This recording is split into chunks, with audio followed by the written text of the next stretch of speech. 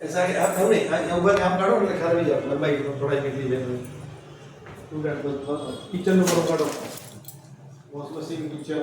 અહીંયા તમારો અહીંયા વોશિંગ મશીન પડ્યો હોય અહીંયા ફ્રીજ ની જગ્યા બધું પરફેક્ટ બનાવી છે ઓકે